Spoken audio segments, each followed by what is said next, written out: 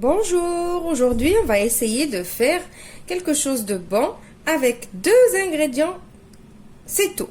Vous aurez besoin de pommes de terre coupées en rondelles fines, comme ça, un demi-centimètre je crois, et du lait, du sel et du poivre. Et je vais rajouter un troisième petit ingrédient qui est facultatif, que vous n'êtes pas obligé de rajouter, du fromage râpé, mais moi je trouve qu'il donne un bon petit goût à la fin. Donc on passe à notre recette. On va commencer à saler et poivrer nos pommes de terre. Vous savez que la pomme de terre elle est fade, elle a besoin d'être bien salée pour qu'elle donne un bon petit goût. Donc je mets le sel et le poivre et je mélange. Comme ça. Entre-temps, là j'ai commencé à faire préchauffer mon four à 180 degrés. Donc, je mélange, en même temps je suis en train de frotter mes rondelles de pommes de terre pour que toutes mes rondelles prennent le goût du sel et du poivre. Maintenant je vais prendre un plat qui va au four. Alors j'ai commencé par beurrer mon plat.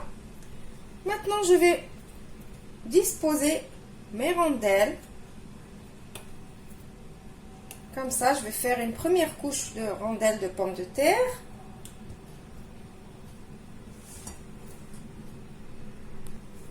Voilà, maintenant je vais mettre un petit peu de fromage râpé par-dessus. Je suis sûre et certaine que vous connaissez déjà cette recette, mais vous l'avez oubliée, peut-être que oui, peut-être que non. Parce qu'on a tendance à oublier vraiment les basiques, les choses les plus simples.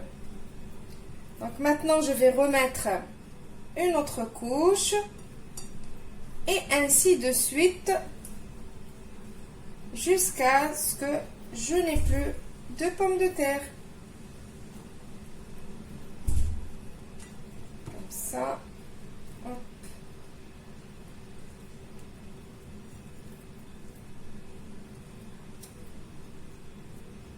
Je remets encore.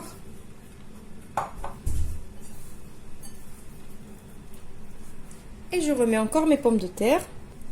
Voilà, donc maintenant vient le tour du lait. Alors le lait, on va le mettre comme ça, on va ni ressaler ni poivrer. Rappelez-vous, on a déjà mis du sel et du poivre dans nos pommes de terre. Maintenant, je vais venir encore. Pourquoi je dis ce mot comme ça? Je vais mettre mon lait ici sur les côtés. Voilà, sur les côtés. Je ne vais pas faire comme ça au milieu. Pourquoi? Il y a deux choses.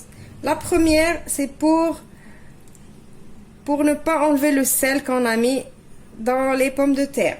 La deuxième, pour ne pas déloger un petit peu le fromage râpé qu'on vient de mettre par-dessus.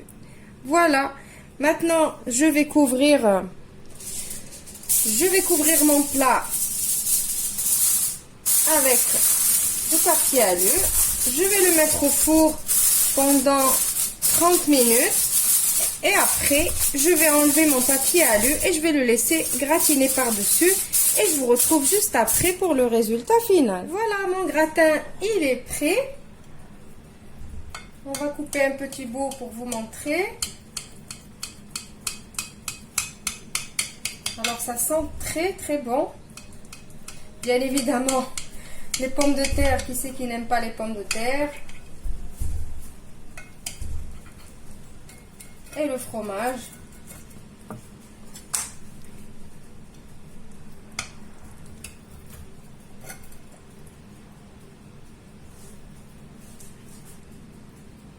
Voilà.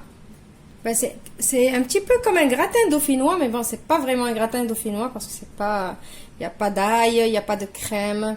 Dans un vrai gratin dauphinois, il n'y a pas de fromage. Donc c'est une autre version. Voilà.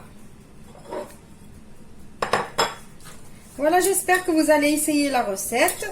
Si comme moi, vous avez que des pommes de terre et du lait à la maison, vous n'avez pas encore fait votre marché, et ben c'est la recette idéale. Voilà, les pommes de terre, elles sont cuites. Le goût, il est très très bon. Voilà. Je vous dis, je vous retrouve dans une nouvelle vidéo prochainement. Ou plutôt demain, comme d'habitude. Avant que je parte en vacances. Au revoir et merci.